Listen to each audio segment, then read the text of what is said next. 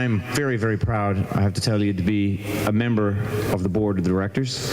And this evening, really, more than anything, I guess it's not about tooting our own horn, but just letting you know what we're doing here, because there's some amazing work that the World Wildlife Fund of Canada is doing in Newfoundland, and we wanted to introduce you to a lot of the people, both who are stationed here, who live here and work here on behalf of the World Wildlife Fund in St. John's, but also a number of people who have flown in all the way from Toronto.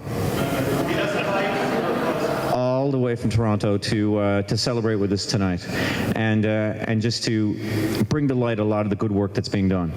I'm not going to waste any time right now, because I want to bring up Dr. Robert Rangley, who's the Vice President of Atlantic and who's been doing some amazing work in our marine program here. Bob? Yeah.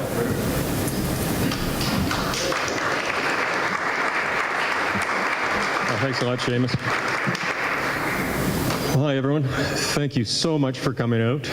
We're looking forward to talking to everyone tonight and for you to, get to know a bit about our work. Like Seamus said, this is our 10th anniversary of our marine program here, and we have quite a few of our oceans team, and I'd really like you to spend a bit of time in mingling and meet them, because they're of course behind all our successes. Tonight's also an opportunity to thank those who have helped us, our supporters, as we celebrate both this 10th and, you should know, Gerry will talk about it in a few minutes, our 50th anniversary of our global organization. So we're really excited this time of year. So we opened the Halifax office for our Atlantic program about 10 years ago, and 4 years ago we finally got into St. John's. We'd been working here for some time, but we opened an office and have 3 staff here in St. John's. For my part, I joined WWF to open and help launch the ocean program, and because of my passion for nature and for the oceans, and because I wanted to make a difference, I saw WWF as a place to really try to make things happen. What I quickly learned, full and lasting, as the partnerships we can build to help make things happen. So to get the job done together, we really need many, many partners, and you're going to hear from some of them today. We have a short video clip, and many of our supporters and partners are here in the room. So what do we do? Well, I'm not going to spend much time telling you about what we do. I want others to tell you. I'll just say briefly, we collaborate with many on science, on ocean management, on governance, on law, and on the market forces that affect the supply and demand for sustainable seafood. We have mapped and identified vulnerable habitats such as cold water corals, work to find ways to reduce overfishing and excessive bycatch in Canadian waters and in the foreign waters in the high sea from foreign vessels. We work to help on the recovery of the most iconic fish, cod, and other species at risk among the whales, the sharks, and the sea turtles. We work on economic incentives that promote best practices, and we help foster community awareness about the human footprint on this planet. For example, our Great Canadian Shoreline Cleanup and the annual Earth Hour that brings home solutions to the challenges of climate change. So I could stand here and tell you much more about what we do, but I think I'll make this very short. I have a few thanks to do. And there are a number of people here tonight also who can tell you much more about our programs, tell you about our work on our 3 oceans, in our freshwater ecosystems, in the Arctic, and what we can all do to help mitigate the impacts of climate change. They're scattered around the room. They're all right over there conveniently. Because I wanted to just call out our oceans team, so at least you know some of the team that's here from our Atlantic office. First of all, I'll just mention Janice. Janice, put your hand up, Janice. From St. John. She runs our program here in Newfoundland. And Stephanie and Vivian. And our ocean director, Bettina Zare, is back there somewhere. Tanya, Daniela, Stacy, and Sarah, who are based in Halifax. So this group is one part of our Atlantic team, and please spend some time with them tonight. We're also fortunate to have many volunteers to help us. Here tonight we have board members. Of course, Seamus, thank you very much again for helping out and donating your valuable time. Jack Keith is a board member and our Atlantic Council chair, and he's somewhere here. As well, other council members, we have Art May and Isla McGuinn, who's VP Scotiabank for Atlantic. And also, I'd also like to thank Scotiabank, Marine Stewardship Council, and Ocean Choice International for their sponsorship of this evening tonight.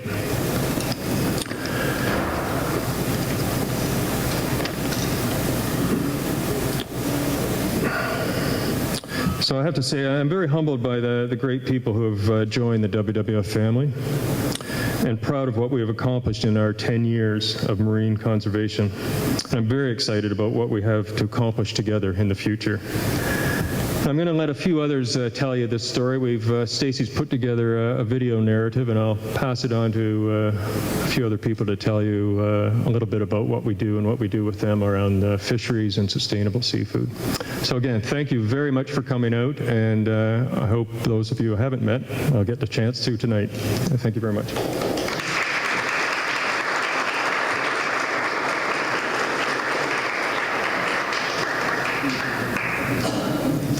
Cod's rise and fall is one that's been woven into the fabric of every Newfoundlander's life. Growing up in St. John's and Goose Bay, I experienced those dark days that came as a result of the moratorium, yet I didn't realize at the time that what happened here on the Grand Banks would be a window into what is happening across oceans everywhere. But there is hope. We are seeing evidence of that in our waters, and there's no better place on Earth than here in Newfoundland to prove that ocean recovery is possible. With you on our side, WWF is helping transform the way that we protect, conserve, and work in our Atlantic waters. Together, let's rebuild a thriving ocean, teeming with life and with opportunity for Newfoundland's next generation.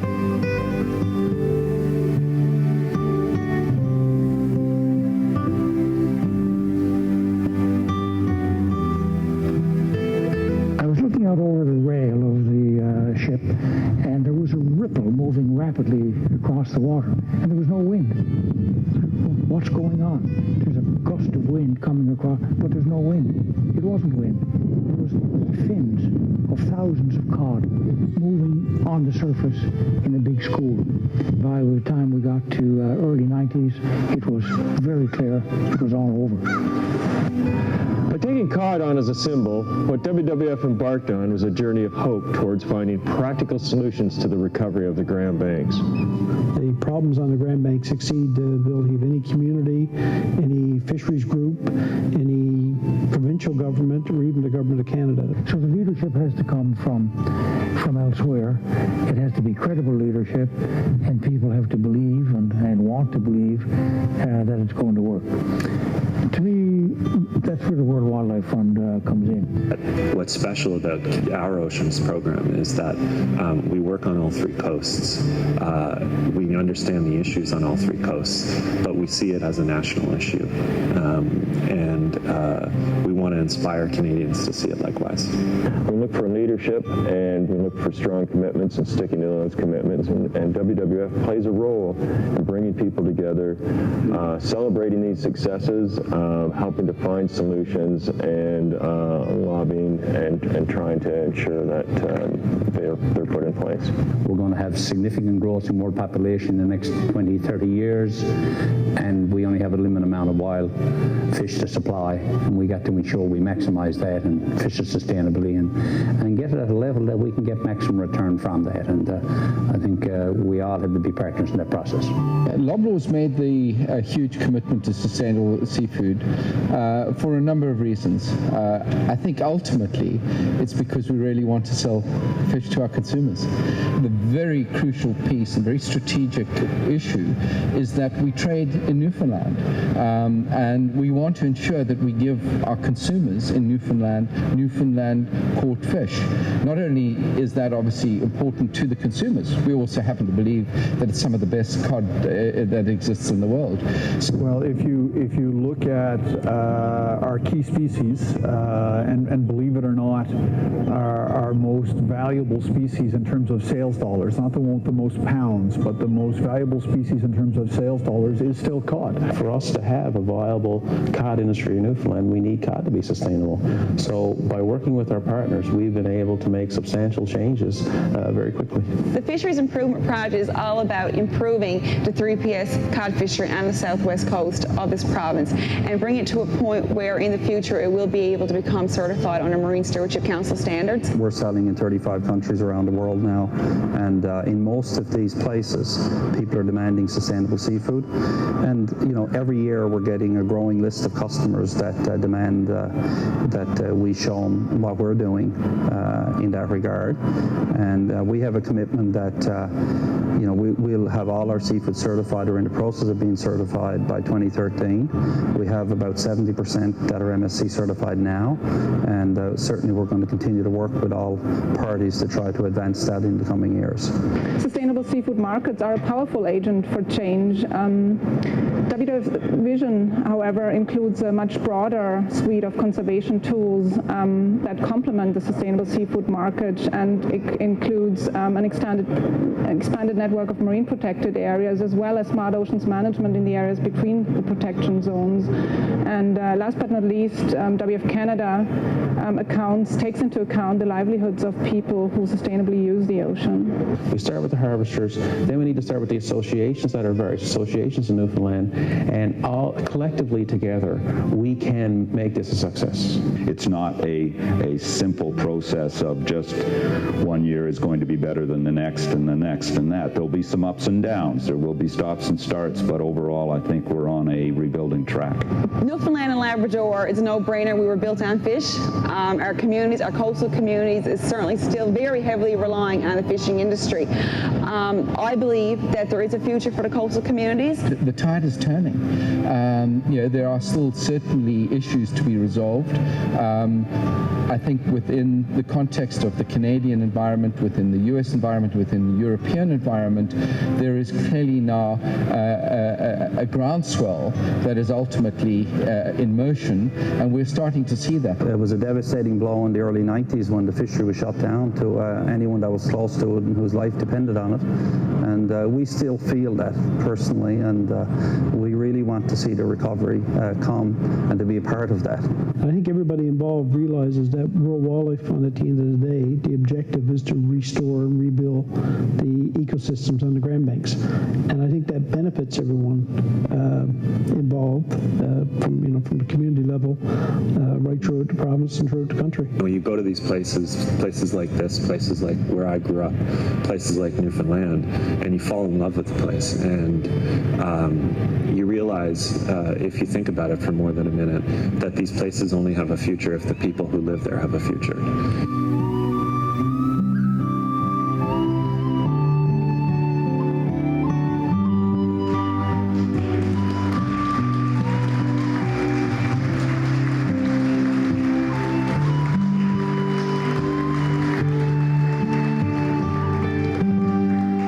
Ladies and gentlemen, it's my great pleasure now to introduce an incredibly talented Newfoundlander and a good friend who's giving me a really saucy look if I don't say the right things right now.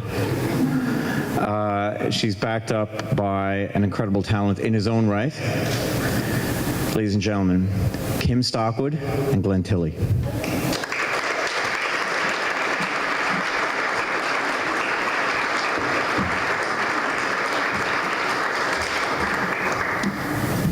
I am the granddaughter of a fisherman.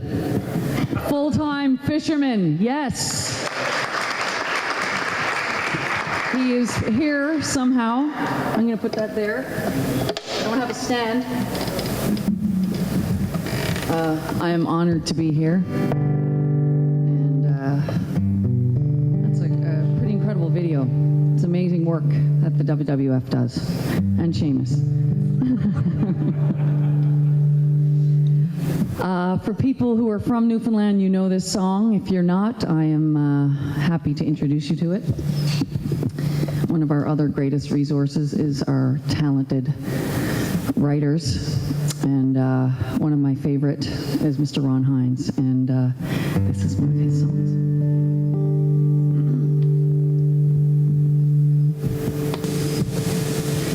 Oh, the harbor lights are gleaming, and the evening's still and dark, the seagulls are all dreaming, seagull dreams on Amherst Rock, and the mist is slowly drifting as the storefront lights go dim, and the moon is gently lifting as the last ships coming in.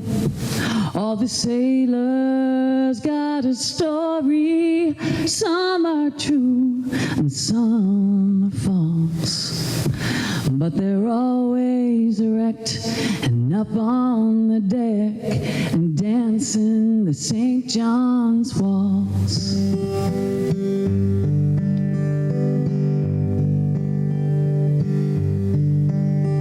Oh, we've had our share of history. We've seen nations come and go. We've seen battles rage over land and stage 500 years or more, for glory or for freedom or for country or for king or for money or fame, but there are no names on the graves where men lie sleeping. All the 9 to 5 survive the day with a sigh and a dose of songs. And they're parking their cars and packing the bars and dancing the St. John's waltz.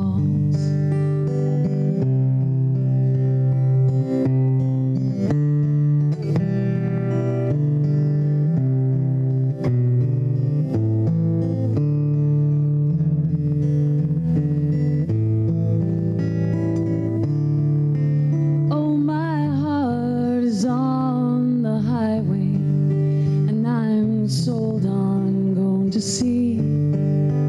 All the planes fill the skyway, all the trains run swift and free. So leave the wayward free to wander, leave the restless free to roam. If it's rocks in the bay or it's old cliche, you'll find your way back home. So don't question or inquire what's been gained, what's been lost. In a world of romance, don't miss out on the chance to be dancing the St. John's waltz. In a world of romance, don't miss out on the chance to be dancing the St. John's waltz.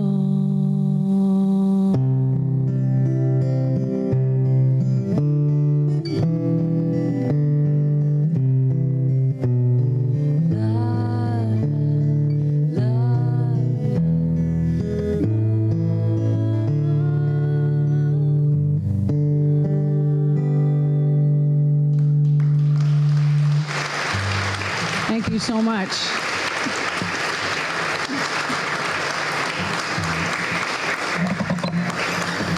Normally I'd be drinking wine on stage, but my parents and my sister are here.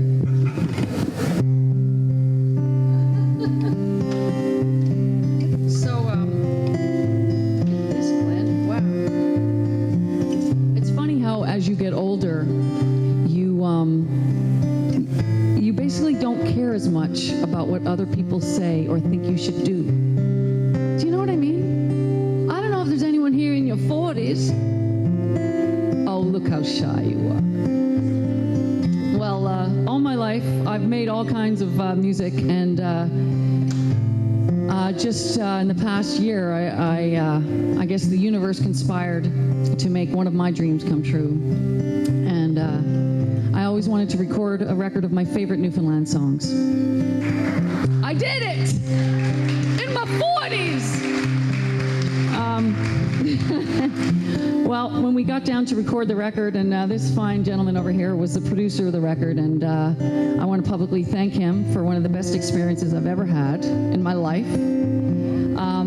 He brought amazing talent to this record, guests, beyond guests, and we decided at the end of the day we would put one original of mine because it's full circle from the songs my grandparents listened to, 1852, the oldest song, to a song of today and my experience growing up in Newfoundland and how much I miss it. So, I think I can actually say, what do you have, Mrs. O'Regan? I just saw Seamus's mom. Oh, there's his dad. Sorry, that's what I like to call popcorn brain. Nice. I'm very honored. I got nominated for 3 Music Newfoundland and Labrador Awards this year. And probably the most humbled of all the nominations I've ever gotten. And I was nominated for songwriter for this song. So I moved away from Newfoundland many, many years ago, and I miss it constantly. And I know it's the same for so many people.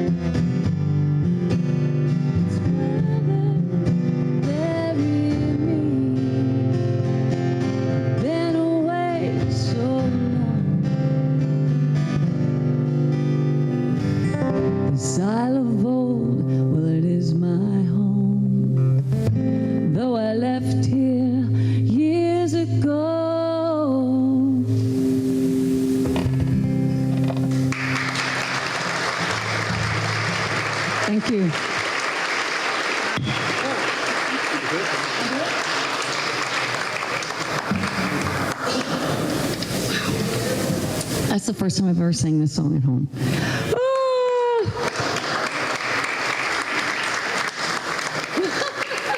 I saw my parents, I saw Seamus's parents, I was just like, can someone get me a glass of wine, for the love of God? Please. I've sang 2 songs and I'm crying, come on. White, my ducky. Oh, my jumping. Gerald, the head of WWF, is getting me wine, love you.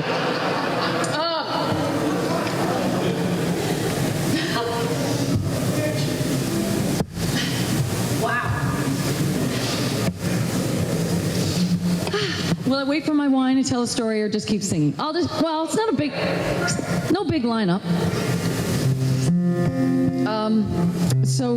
The hardest thing doing this record was choosing the songs, and we went through a lot, did we not? We did. You said no to some, I said no to some, and then some demanded to be on this record. And I guess one of the kind of anthems besides the Ode to Newfoundland of Newfoundland is this song. And Seamus, I think me and you sang it in my little TV show, my little documentary down on the, and at the time we only knew the first line, I think, or 2 lines. Gerald, thank you so much. Thank you for coming to Newfoundland. Gerald Butts, ladies and gentlemen.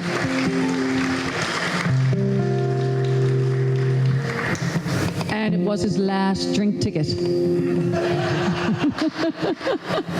Well spent. I think I still have one. Cheers, everyone. Thank you for coming out. Thank you. Would you like some, Glenn? No, I'm fine, thank you. This is one of the most beautiful songs ever written, many, many years ago.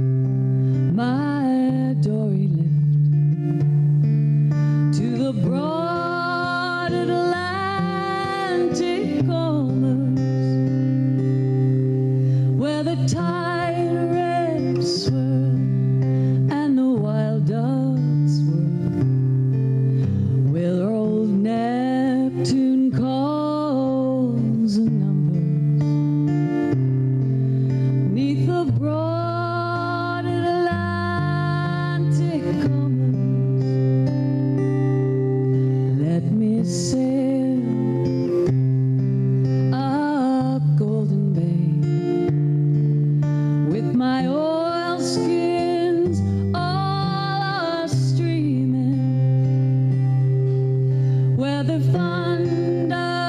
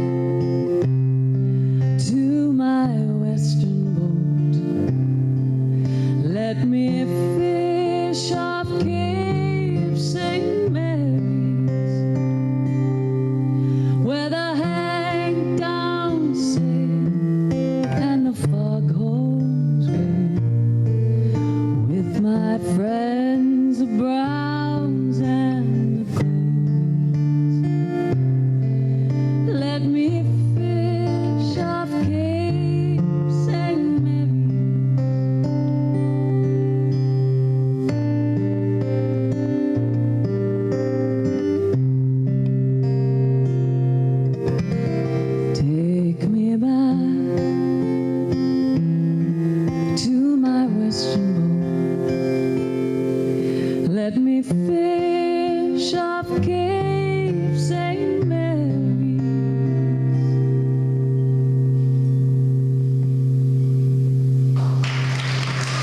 Thank you so much. Thank you so much. I'm doing a short set. I'm going to close it out, and then I might be on George Street somewhere later. I don't know. I'm only here for one night. Thank you so much. Thank you for listening. Thank you so much.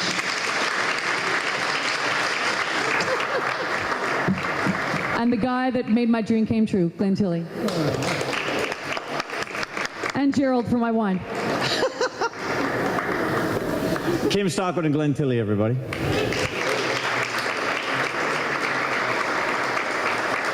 See, it's really interesting, you know, with Cape St. Mary's, that last song that Kim sang, because I know there are a lot of people, there are some people who are here from away going, this is an uplifting tune? And I'm, yeah, really it is. Trust me, it's an uplifting tune. This is an uplifting tune. Not everybody gets it, but anyway. Kim sings with a great deal of passion about the province and about her heritage. And but it's interesting. I'll just give you a little brief insight into my relationship with the World Wildlife Fund. I started just contributing, and it was only because about 10 years ago they really impressed me with how they saw the seal hunt, and that's a very emotional. Well, in the interest of full disclosure, I am the great-great-great-grandson of Captain William Jackman. Enough said. But I come from a line of fishermen and people who had to seal, and people who, you know, and this is very much part of this province's heritage. So it's always been a very emotional subject for us. And I had always admired how the World Wildlife Fund had looked at it with clear eyes and rationalized and saw it for what it was on both sides. And I contributed what little I could when I started out in Canadian journalism, which is saying not much. But anyway, whatever. I'm delighted to be a member of the board of directors because I've been contributing for quite a period of time. And I'm even more delighted that I get to introduce one of my buddies, one of my closest friends, Gerald Butts, who you know, he'd never say this, but I can say this for him. Frankly, you know, it's not only the World Wildlife Fund that's happy to have Gerry. I think Canada is happy to have Gerry. He could be anywhere right now. The guy's, you know, one of the brightest people I've ever met in my life. But what I like about Gerry, and this is something I think that holds true for the World Wildlife Fund as well, is that while there's a rationality and a very clear-eyed view of how to look at things. I mean, this is how they look upon the fishery. And this is how they work with government. This is how they work with the industry to make results happen. It's very pragmatic. I think something that speaks very true to people in this province. We don't have time for namby-pamby ideology. We don't have any time for any of that. It's simply getting the job done and thinking about it very clearly. And Gerry speaks to that. But underlining that is a passion for values, a passion for how we see the world, a passion for what we want to give to our children, a planet that is cleaner water than what we received, a planet that is cleaner air than what we received, cleaner land, a group of people, us, who can at least look down at our children as they take up their mantle and say, we did our best. And that's what this is about. But doing it in a clear-minded way, but never, ever, ever undermining the passion of wanting it to happen. And that's Gerry. So without further ado, my good friend Gerald Butts, the CEO of World Wildlife Fund Canada.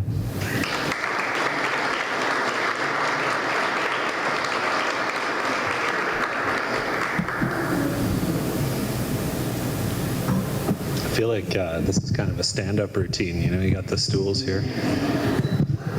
Seamus, you were supposed to set the bar low. That's not my definition of low. I am the interruption between Kim Stockwood sets, so I'm going to be really, really short. But first I want to say, you know, I didn't know what Kim was going to say before she got up here, so I made this up on the spot, and that's always dangerous. I think in a way, everything we're trying to accomplish here on the Grand Bank and in Atlantic Canada is to make sure that Kim can not only be the granddaughter of a fisherman, but a grandmother of a fisherman. And if we can accomplish that, Kim, we will have succeeded.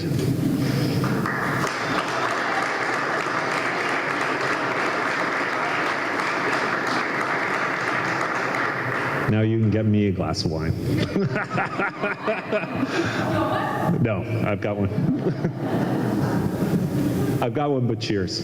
I'm going to tell you what I hope will be a funny story, and then kind of sum up what we're trying to accomplish here this evening and the work we do all over the world in a very, very short period of time.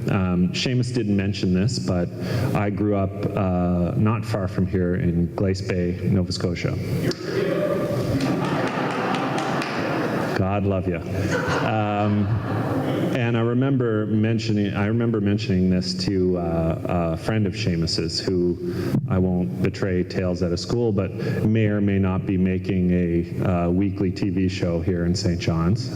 And he said, well, you know, on the downside, you're not from Newfoundland, and on the upside, you're not in jail. So I think we've done all right for ourselves. Look, you know, Seamus and I are about the same age. I grew up, my dad was a coal miner in Glace Bay, and I remember the explosion of 26 Colliery in Glace Bay. I remember the end of the coal mining industry in Cape Breton. I remember the collapse of the fishery here on the Grand Bank. And much of this is a tale of heartbreak, right? Nobody likes to think about it. Things are going pretty well around here. Even in Nova Scotia, things are going pretty well. And we don't like to think about the heartbreak of the past. But I think what I would like people to leave this evening with is a really simple thought, and that is we are known all over the world as people who have participated in and presided over one of the largest, if not the largest, man-made ecosystem collapses in the history of our species. I don't think anybody in this room had much to do with it, but it's not something I'm proud of. That's not the downer I want to leave you with. What I want to leave you with is the sense that we can actually fix it. We know absolutely what needs to be done. We know how to get it done. And what a great story that would be for this part of the world. If we could look back in 10 years or 15 years or 20 years and say that we reversed 300 years of history and turned one of the world's worst stories into one of the world's greatest stories, and what a beacon of hope that would be for people all over the face of this planet. And I'm here to tell you that that's not rhetoric. We actually know what needs to be done to make that happen. I'm looking at Susan Fudge in the audience as she's looking away from me.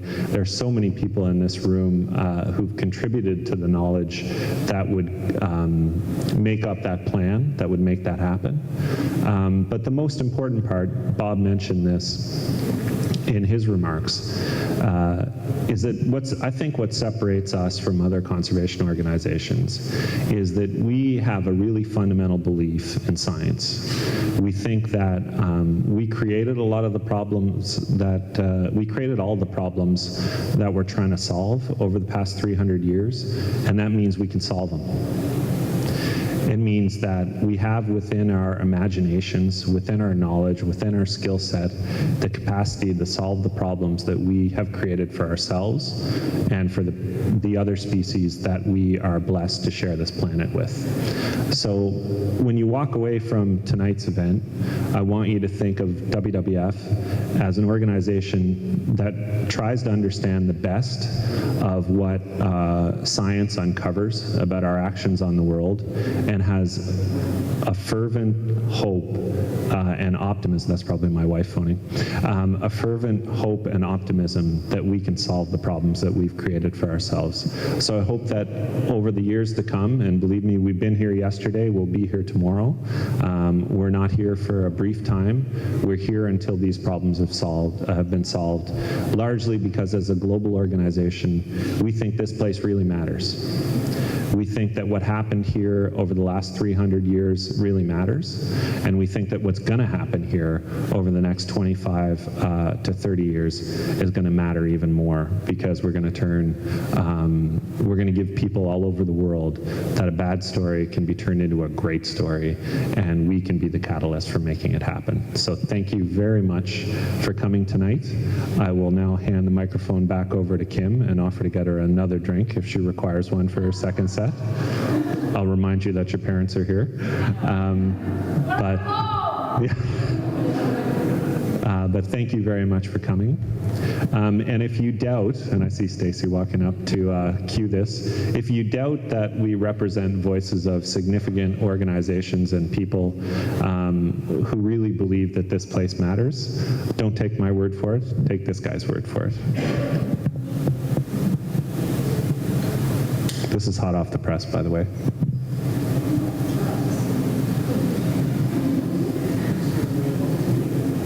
Last visited Canada, I was fortunate enough to receive a briefing on everything you have done to secure the future of Canada's three oceans. The health of our oceans and wild fish stocks is something in which, for what it's worth, I have taken a particular interest for quite some time.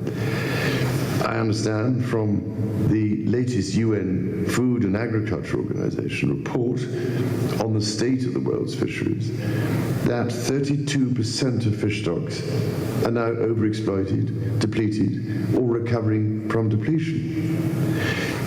I believe it is becoming more and more evident that we have reached the point where this can no longer continue.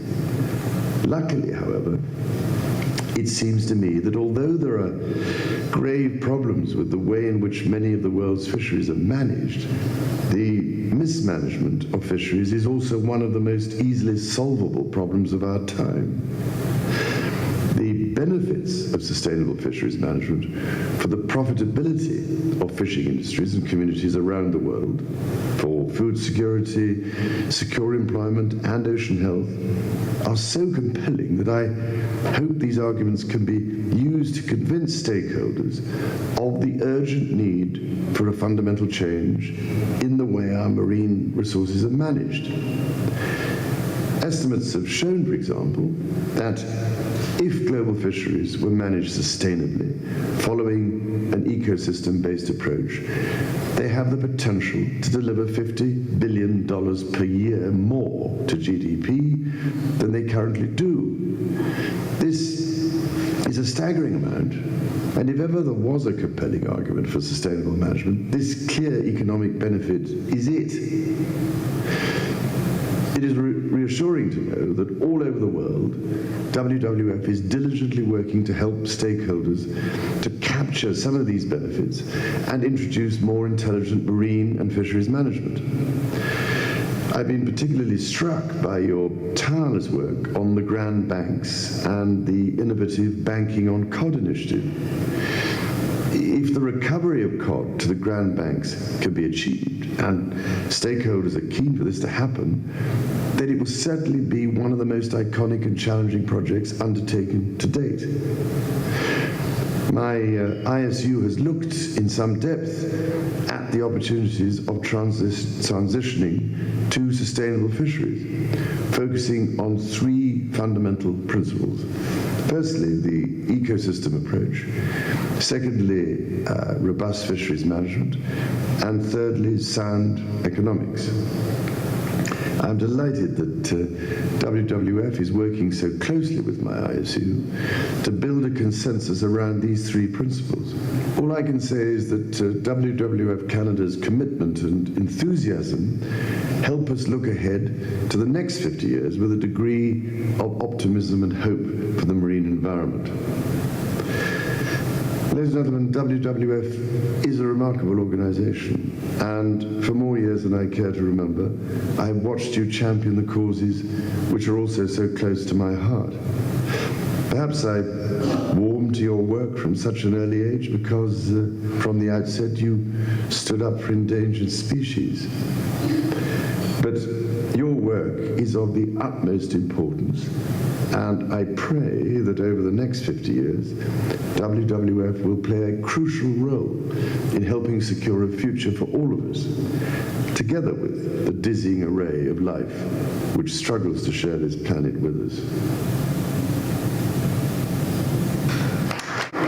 First thing you should know about that video, I think that was taped, Christina, yesterday? Yesterday, hey? It was yesterday. Secondly, God, he's a good dresser, isn't he? Like that's a really, really good suit.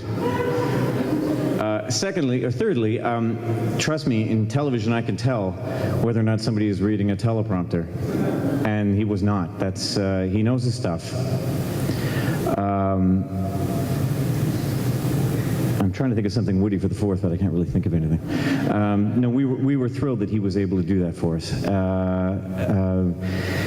You know, in so many ways, Prince Charles actually was so far ahead of the game. When 20 years ago, we were all making, let's be honest, and we were all making fun of him for organic farming and all this stuff. What's organic farming? What's all that stuff about? Now we're all clamoring for it. So he, one thing that you have to give him credit for is that his incredible consistency and his values in this issue. And we are incredibly thankful for his support. On that note, let me see if her guitar is in hand. Is her guitar in hand? Do you need a guitar?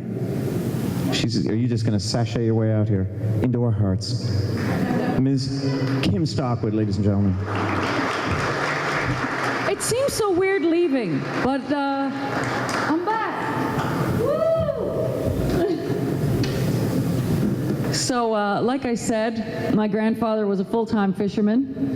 He raised 7 kids on his salary, and I found out yesterday Dad said I thought he had 2 boats. He actually had 3, right, Dad? 3 boats? Dad, were you fishing this year? He was. So do you think it's getting a bit better? You got a nod, Dad. I don't know why he's shy, because I'm just like him. He's not normally shy. I'm just going to sing one song for you to help you on your way. You're not going yet, though, because now we can have another drink. Right, Glenn? So this is for my grandfather, Gideon Stockwood. He passed away a few years ago. But I'm going to sing this for him and all the fishermen that have their fingers crossed and are looking towards that sign over there and going, maybe one day it will be like it was. All righty.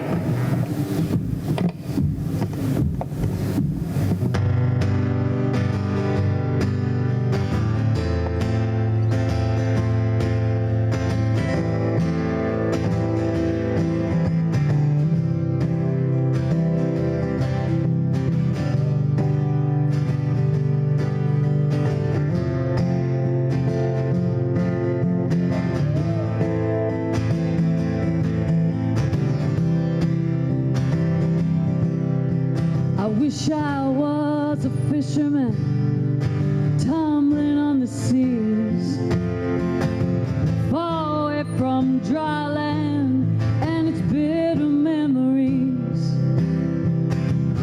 casting out my sweet line with abandonment and love.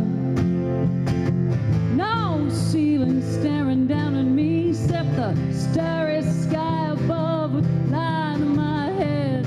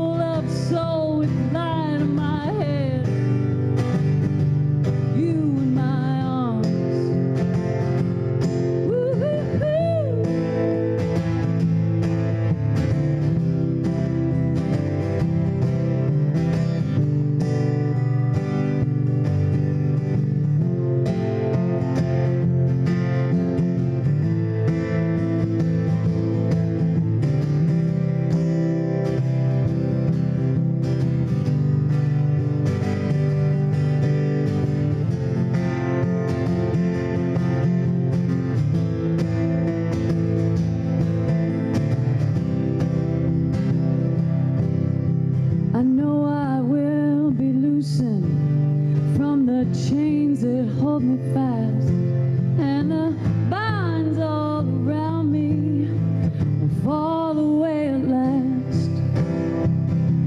And on that fine and fateful day, I will hold thee in my arms. I will ride that train.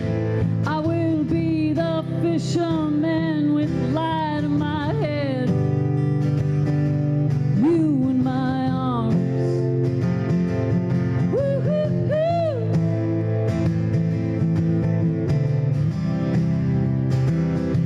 Light in my head. You in my arms. Woo-hoo-hoo.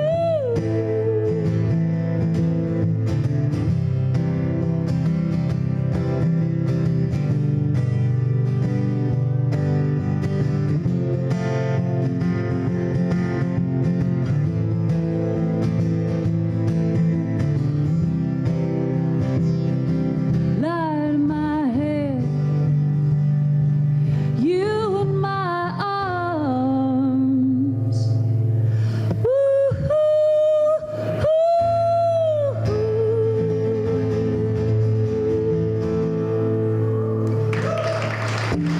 Mr. Gideon Stockwood, thank you so much, everybody. Thank you for coming out. Thank you to the WWF for bringing me home. Thank you so much. We want everyone to mingle, and please, you know, there are some incredibly talented, skillful, and experienced people from the World Wildlife Fund who are here. We want you to introduce yourself, meet them, but we want to say thank you, first of all, to the Johnson Geo Center, Craig Murphy, Andrew Stokes, and the crew from Eastern Audio, Heather Tucker, Chef Ian Smith, and the catering staff from Taste of Class Catering. Thank you. It was delicious. Our videographer, Gerry Carew, our photographer, Robert Polton, and Kim Stockwood, who did a great job. A round of applause once again for Kim. Fantastic. And Glenn Tilley. Ladies and gentlemen, thank you so much for coming tonight.